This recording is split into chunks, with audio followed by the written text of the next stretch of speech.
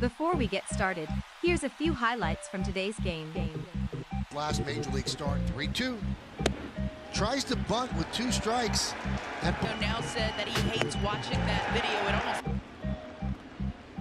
Now we'll see. There's a single to center field. Gardner around third. They're waving him home.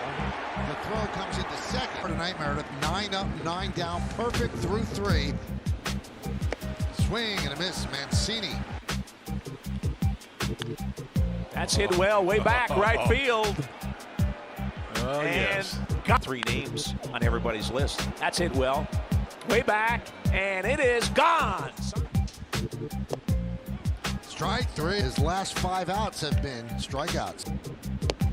Strike 3. That one is driven into left center field. That ball is going to be in there.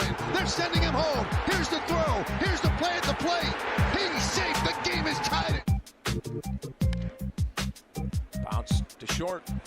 Torres has it in the dirt. It's away, and the Orioles get a run. That's going to tie the game. Well, let's see. Wade's coming home. Here's the throw from Santander. He is in there. Tie ball game. Calls the strike. Little flare, and it's going to fall in, and the Orioles take the lead. Get your comments ready. Here's Derek with the post-game reaction. Jesus Christ. That felt like a waste of time, honestly. So let me just start off. I'll go through my nightly recap as I do. Aaron Judge was out of the lineup tonight with soreness in his side. Where have I heard that before? They say that tests are possible. The Yankees do have an off day tomorrow, so they wanted to give him 2 days off. That's why you didn't see him pinch hit in this game. Jameson Taillon made his Yankees debut. I thought he was pretty solid. He pitched into the 5th. Fastball was 93, 94, so it ticked down from what we've seen in the past. His curveball was excellent, just excellent. He made a couple of bad pitches. Oh, we got a first down vote of the night. Haters gonna hate. Giancarlo heating up. He had a couple more hits tonight. But the Yankees' power is down in general. I mean, they're just not driving the ball out of the ballpark unless they're Aaron Judge. Sanchez had a couple of home runs early on, but the Yankees just haven't hit many home runs. I've found that kind of concerning. I don't know if it's the new baseball. I don't know, what the deal is, but they're just not driving the ball out of the ballpark. And the ball is flying. We saw the Orioles do it tonight. The bullpen was pretty much incredible tonight. Loaiziga. I always have trouble saying that. Johnny Lasagna and Nick Nelson were both really good. Full disclosure, I missed Nick Nelson, so you guys might have to fill me in. I actually, after our watch party that we had for the first 5 innings, I went outside. It was such a beautiful night that I wanted to listen to John Sterling, so I put a little fire log on the fire pit, and I listened to Sterling, and I could hear him waxing poetic about Nick Nelson, but didn't get to see it. So I hear he's good, but numbers were pretty good. Gary Sanchez's lack of hustle tonight almost killed the Yankees twice. First, there was a play at second base. There was a single to right field, and Sanchez was on first base. And he just kind of loafed and assumed that the runner wouldn't throw, or the right fielder wouldn't throw to second. And the right fielder did throw to second, and they almost got him. He barely got in there. And then later, he hits a drive off the wall, and he loafed his way to first base. He could have gone to second if he had hustled out of the box. You're down 1 run. You need to get into scoring position, and he just loafs. And then, luckily, Mike Tauchman went into pinch run, and he scored on a double by Gio. Then there was that play, Chad Green throwing to Jay Bruce in the 10th, where Jay Bruce made a really nice pick on the ball. But then Gleyber Torres, a couple of plays later, I mean, I don't know what else you can say about his defense. It's horrible. I mean, he's just a terrible shortstop. I don't know how much longer the Yankees can keep him on shortstop, especially since he's not looking like the offensive player that we thought he was. He's had a few nice at-bats, but he's just got no thump in his bat this year. He did pick up at least 1 hit tonight, but again, it was just kind of like a duck snort, off-balance single. And it certainly doesn't make up for him basically having the yips. I mean, every time that there's a routine ground ball to short, you clench up because you don't know what the hell he's going to do. Is it going to, find the first baseman's mitt, or is it going to kill the mayor's kid in the second row? You just don't know with Gleyber Torres these days.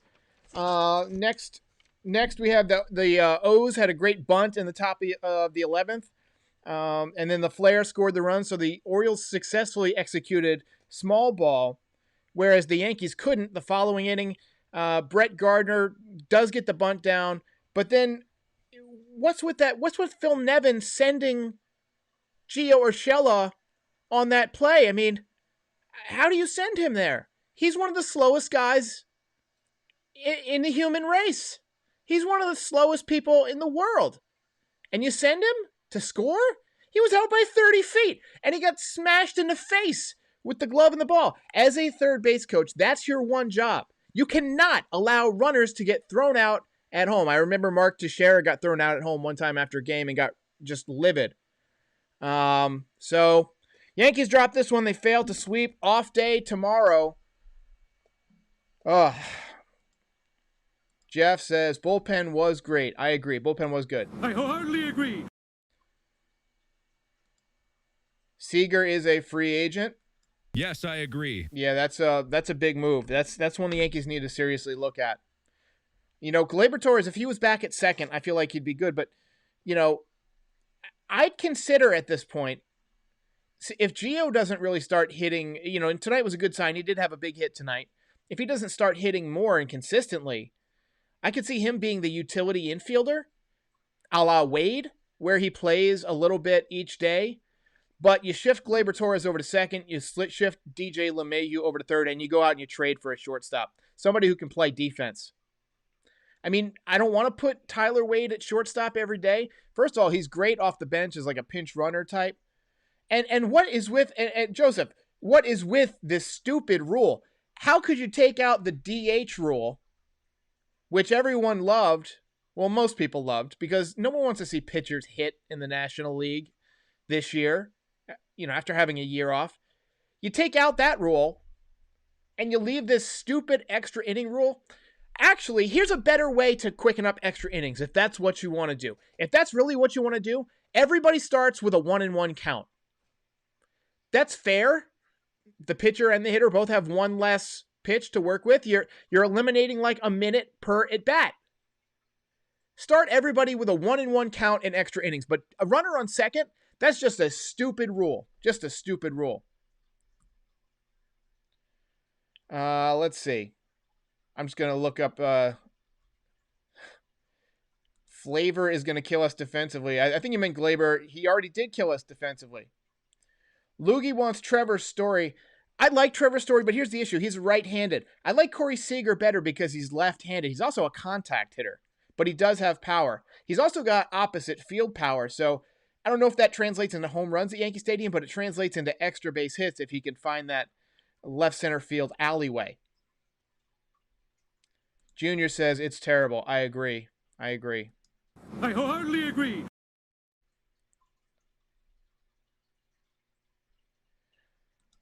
Lori says that Gary is dumb as dirt.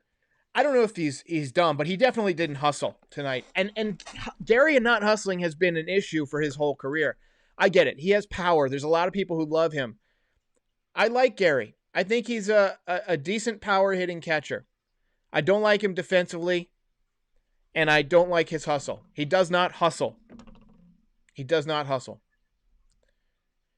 Actually, Borg says, Gleyber threw a straight changeup to Bruce. So here's the deal. Gleyber Torres kind of dropped his arm angle on that. I'm going to try and position it. So when you're throwing towards first base, you want to get it as high up over top as possible, because then you're not really missing in two directions. You're only missing high and low. And most of the time you have a pretty tall first baseman.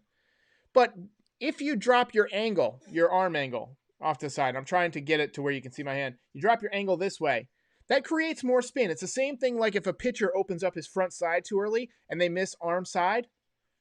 And also, Gleyber, I don't think he had a good grip on the ball. It looked like it was kind of loose in his hands, And so, I mean, it was just a bad play. You've got to get a nice, good grip on the seams and fire a strike at the first baseman. Hit him right in the chest. So I'm putting this one tonight on Gleyber Torres. Futai says tomorrow they need to work on fundamentals. I agree. I wholeheartedly agree.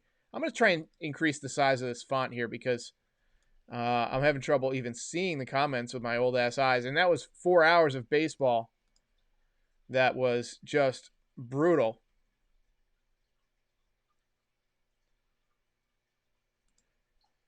Jacob Ayo says, do you think he'll be benched Friday for the lack of hustle? Wouldn't surprise me. Really wouldn't surprise me. But Aaron Boone doesn't seem to have a problem with that sort of thing. COVID-19 84, interesting title, says, we will never win a championship with Torres at shortstop. You know, I agree with you, but I think it's possible if you get to the playoffs and you take Torres out of shortstop late in the game, as the Yankees like to do, he just kills you in extra inning games and really tight games because it's the most commonly hit to position on the field, and he just can't field. He just can't field. I mean, look at this. Look at this. He missed his target by 5 or 6 feet. You can't do that. And that was a routine ball. Lori C says, 3-3 is not how I imagine starting the season. Yeah, I mean, against 2 division rivals, you got to do better than that. At home, you got to do better than 3-3. Here's the issue. The Yankees are a power hitting team that's not hitting for power, right? They're just not driving the ball out of the ballpark. They're having trouble on defense. Their starting pitching and their bullpen has been really good, and you'll take that. I think the offense is going to come around in terms of home runs. I don't think that they've just suddenly had a power outage, although I am worried about Judge, probably more than I should be, but I'm, given his history and how his injuries progress, they start off as, oh, he's a little sore, and then a month later you see him again. I'm a little worried about Judge, and I'm a little worried about the Yankees offense. And it doesn't seem like we're able to score in these tight games, even against bad teams, right? This reminded me a lot of that game against the Rays in the playoffs, where it was just a tight game and the Yankees just could not score. The Yankees, I think, had 9 or 10 or 11 or 12 hits. They had a ton of hits tonight. And they just couldn't get the big hits with runners in scoring position. They've got to do better than that. Justine Barrientos, I like that name. That's fun to say. Says Manfred needs to step down. He needs to step down for sure. I don't like Manfred. He is the worst. The worst commissioner of my lifetime. Nick Cannon says, I like a bowl of spaghetti better than Glaber. I love spaghetti. Spaghetti's my favorite, so that's not really a stretch. Jeff says, Bruce still should have caught it. Keep in mind, Bruce is not a natural first baseman. He's an outfielder. He's filling in at first base because he's lefty and he's tall, and the Yankees needed a spot. They needed a backup. But honestly, he's not really a first baseman, and you can tell he doesn't look super comfortable over there. Torres and Sanchez on a short leash. I think Torres is on a longer leash than Sanchez just because he's younger and he's got more upside. I think Sanchez is on a short leash in terms of his hustle. They're going to have a word with him. You can't kill the Yankees with hustle twice in a game. And I get it. You're tired. Catching is hard. You know what? It's hard to watch, too. It's hard to watch you catch like that. It's hard to watch you play like that. That game was torture. I wholeheartedly agree. Futai says, hopefully we take 2 or 3 from the Rays. I don't know. I mean, look, Giancarlo's not going to play in all 3 games because they don't want him running around on the turf. Judge is not going to play in all 3 games because he's sore. They're probably going to give him Friday off. That would be what I would suspect. The Rays did lose again tonight. They haven't been playing well, but they seem to play well against the Yankees. They're used to playing in front of a couple hundred fans. That's their average night. So, Yanks need to wake up. I agree, Frank. Frank, I saw you gave me a shout out on the Talking Yanks broadcast. Appreciate that. It is still early in the season. Look, the Yankees started off 11-19, I think, in 2005. And they looked dead in the water. Then they called up Robinson Cano. And then they called up Chien-Ming Wang. And both of those guys added an influx of energy, and the Yankees won the division. Things can happen sometimes. Things can unfold that you don't expect.